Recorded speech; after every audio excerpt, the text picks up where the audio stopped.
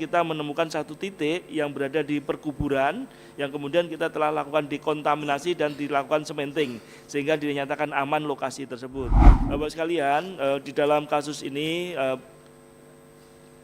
Barreskrim telah menetapkan PT PMT sebagai tersangka dari kejadian cesium 137 dan hari ini prosesnya sedang berjalan.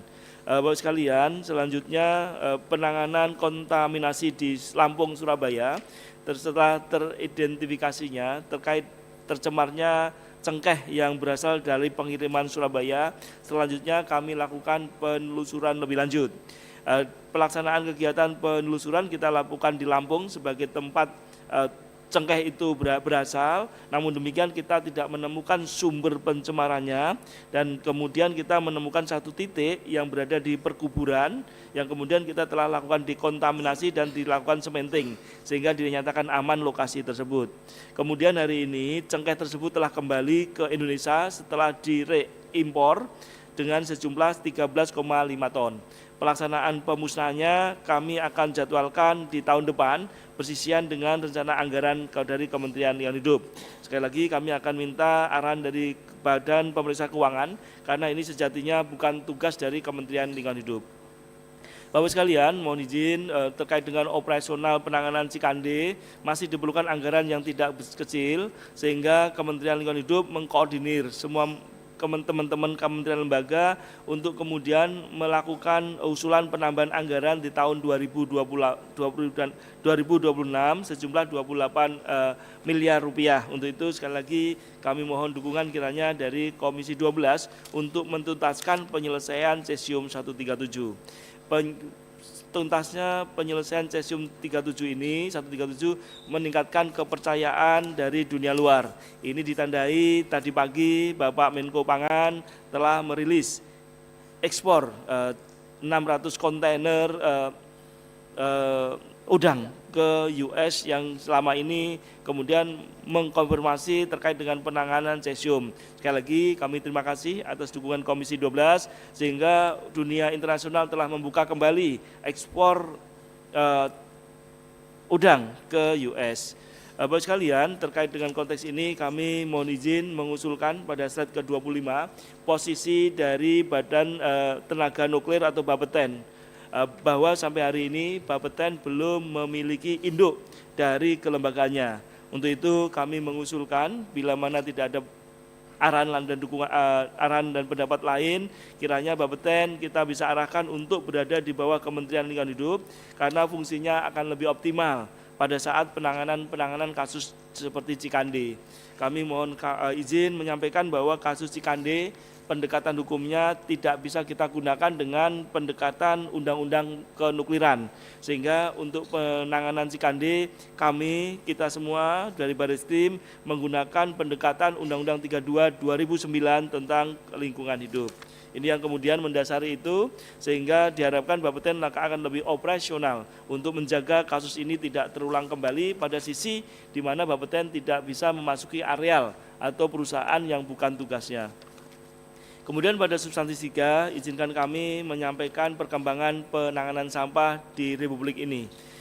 Ibu pimpinan yang kami hormati, pada slide nomor 27, maka kita menggunakan baseline dari Sistem Informasi Pengelolaan Sampah Nasional atau SIPSN yang dilakukan secara voluntary. Artinya semua data itu seutuhnya merupakan laporan dari kabupaten kota tanpa dilakukan verifikasi.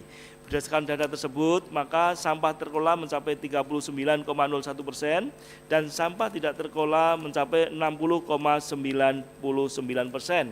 Dengan jumlah timbunan sampah nasional tahun 2023 berdasarkan SIPSN sejumlah 56,63 juta ton. Kondisinya memang sangat krusial, hampir seluruhnya berada terakhir kemudian akhirnya jatuh ke lingkungan alam. Selanjutnya, melalui arahan dari Bapak Presiden kepada kita semua, maka Kementerian Lingkungan Hidup telah melakukan penaatan terkait dengan pengelolaan tata lingkungan buang sampah di nasional ini. Kiranya di slide 28 bisa dicermati. Jadi kita melakukan pengawasan pada seluruh tempat pemrosesan akhir sampah dan seluruh kabupaten kota kecuali di Papua. Karena mengingat situasional yang karakteristiknya tertentu untuk Papua belum kita lakukan. Sehingga untuk seluruh nasional kita melakukan pengawasan dan pembinaan pada 492 kabupaten kota. Berdasarkan hasil pengawasan kami dan pembinaan kami, maka tingkat kelolaan sampah mencapai di angka 24%. Pada awal tahun, pengelolaan sampah kita baru dikurang dari 14%.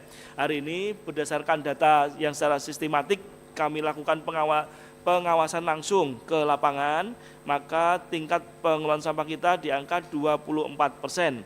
Ini seluruh teman-teman di Kementerian Lingkungan Hidup pada periode tertentu berada di kabupaten kota untuk melakukan penilaian dari pengelolaan sampah ini. Pengelolaan sampah ini juga berkonsekuensi pada kinerja pengelolaan sampah kabupaten kota.